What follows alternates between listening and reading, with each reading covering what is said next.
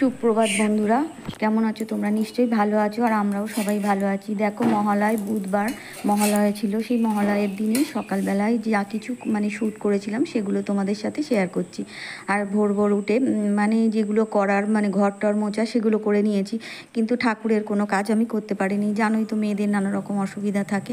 তো দেখো, সকাল সকাল পাউরুটি আর মিষ্টি মিহিদানা এসব খাওয়া হয়েছিল। তো দুপুরের জন্য রান্না করেছি একটু মাংস অল্প, আর এখানে কুমড়ো ভাজা, ভাত, আর এটা হচ্ছে মাছ দিয়ে হচ্ছে পটল আলু টমেটো দিয়ে ঝোল, হচ্ছে জ্যান্ত রুই মাছের আর কি, সেই মাছ দিয়ে ঝোল করেছি। তো দেখো, আমি আজকে কিন্তু তোমাদের পুজো শপিং নিয়ে চলে এসেছি কাছে। তো এটা প্রথমেই দেখাচ্ছি, এটা আমার ভাইপোর জন্য যে একটা প্যান্ট আর একটা জামা। আর জামাটাও খুলে আমি দেখালাম না, কারণ জামাটা সে পিন করা থাকে না, সেই রকম করা আছে, তো সেই জন্য আর দেখালাম না। এই ওপর থেকে বাক্স ধরে দেখালাম। আর তারপর দেখো, এবার নিয়ে চলে এসেছি আমাদের যে সমস্ত জামা কাপড় সবার জন্য কেনা হয়েছে বাড়ির। তো এটা হচ্ছে মা দুর্গার কাছে আমি প্রতি বছর অষ্টমীর দিন শাঁখা আলতা সিঁদুর শাঁখা লোয়া পলা দিয়ে পুজো দিয়ে আসি। আর সন্দেশ তো থাকবেই, তো ফল টল কিন্তু দিই না, তো ওভাবেই দিয়ে আসি সেটা। আর এটা কিন্তু আমার মায়ের কাপড়। দেখো, মায়েরও একটু বয়স মতো হয়েছে তো, আর সাদা, এর মধ্যে লাল নেই, আর সাদা ঠিক নয়, এটা ঘিয়ে ঘিয়ে কালার। আর এরকমই নিয়েছি, মা আসলে এখন আর বেশি রং চঙে পরতে চায় না, তো সেই জন্য এই ধরনের। আর এটা একটু জামদানি শাড়ি, আর মা কিন্তু জামদানি শাড়িও পরতে চায় না। অনেকগুলো জামদানি দেওয়া হয়ে গেছে, দিদিরাও দিয়েছে, আমরা দিয়েছি, এরকম করে অনেকগুলো জামদানি হয়ে গেছে। আর জামদানি শাড়িটা একটু ফুলে ফুলে থাকে বলে আর পরতে চায় না, পাতলা টাইপের, তো তাঁতের কাপড় পরতে চায়, তাই তাঁতের কাপড় দিলাম। আর আমার একটা লাল পাড় জামদানি, আর এটা কী শাড়ি বলে আমি জানি না, তো একটা এই শাড়ি নিয়েছি। দেখো, ব্লু কালারের, নেভি ব্লু ঠিক না, এটা ব্লুই আছে, ব্লু কালারের এই শাড়িটা, এটাও আমার শাড়ি। তো দেখো, এবার হচ্ছে বাবুর জামা কাপড় দেখাবো। তো বাবু হচ্ছে দুটো প্যান্ট কিনেছে, আর একটা হচ্ছে এটা ওই গেঞ্জি টাইপের জামা মতো, টি শার্ট আর কি, আর একটা হচ্ছে জামা কিনেছে। আর এটা হচ্ছে বাড়ির পরার জন্য প্যান্ট। আর তো হচ্ছে দুটো ফুল প্যান্ট কিনেছে, একটা জিন্সের আর একটা হচ্ছে কটনের যে ফুল প্যান্টগুলো হয় সেইগুলো।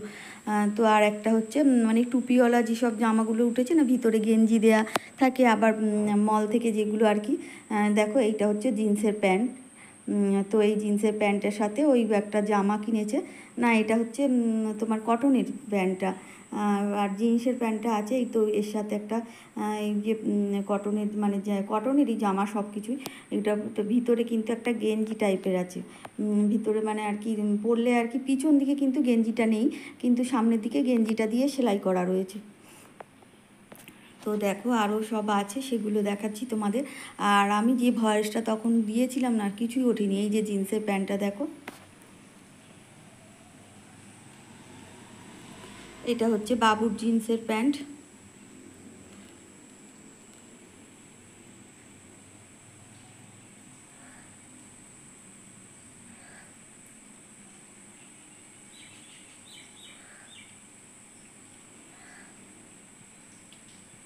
এটা সায়া একটা।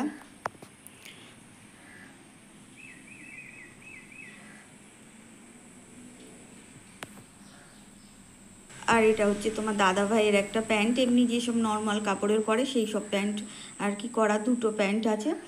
আর গেঞ্জি আছে দুটো। দেখো, এই একটা গেঞ্জি আর একটা গেঞ্জি, এমনি আর কি সবুজ, সবুজ ঠিক না, এটা নীল নীল কালারের গেঞ্জিটা। ক্যামেরা তো অন্যরকম দেখতে হয়। তো দেখো, এবারে এইগুলো দেখানো হয়ে গেল। এবার হচ্ছে আমার একটা কুর্তির সাথে আর কি, কুর্তিটা একদম নর্মাল, দেখো এমনি সিম্পল কুর্তি কিনেছি। তো কুর্তির সাথে আর কি এই জিন্সের প্যান্টটা আর কি পরবো বলে কিনেছি। তো এগুলো সবই মল থেকে নিয়ে এসেছি সেদিন আর কি, সেদিন আর সম্ভব হয়নি। তবে সব কিছু মলের নয়, কাপড় টাপড়গুলো কিন্তু অন্য জায়গা থেকে কেনা, ওগুলো মলের না। আর অনেকগুলো দেখো নাইটি রয়েছে, তো 5খানার মতো নাইটি রয়েছে। দেখো, নাইটির কালারগুলো কেমন হয়েছে একটু অবশ্যই কমেন্টের মাধ্যমে জানাবে। আর এটা হচ্ছে একটা লাল কালার, আর এটাও একটা লালচে ঠিক নয়, এটা হচ্ছে ওই কিরকম দুধে আলতা কালার, ডিপ আর কি হয় না, গোলাপি গোলাপি সেরকম কালারটা। আর এটা হচ্ছে সাদার মধ্যে প্রিন্ট, এই সাদার মধ্যে। আর এটা কিন্তু স্লিভলেস, এর কোনো আর কি হাতা টাতা নেই, ওরকমই কিনেছি ওটা।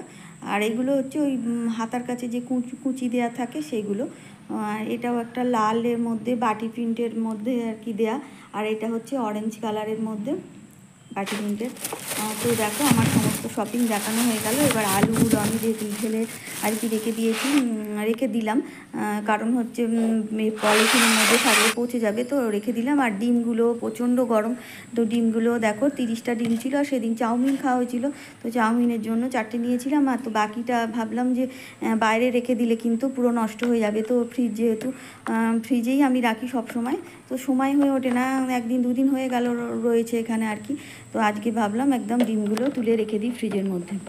আর পুজো আসুক আর যাই আসুক, আমাদের সব কিছুর মধ্যে দিয়ে কিন্তু মেয়েদের কাজগুলো করে যেতেই হবে। শপিং থাকুক যাই থাকুক, কিন্তু আমাদের বাড়ির কাজগুলো সেরে তারপর এই শপিং করতে যাওয়া, সব কিছু করতে যাওয়া, মানে সব কিছু আমাদের গুছিয়ে রাখতে হয়। তো আগামী দিন আরও একটা নতুন ভিডিও নিয়ে তোমাদের সামনে চলে আসবো। আমার সমস্ত প্রিয় দর্শক বন্ধুদের জানাই অসংখ্য ধন্যবাদ।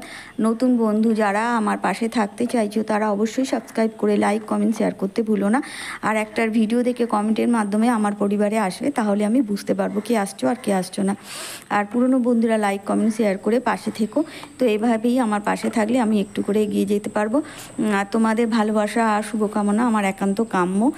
তো তোমাদের কাছে আবার আমি একটা নতুন ভিডিও নিয়ে পরের দিন চলে আসবো। ততক্ষণের জন্য তোমরা ভালো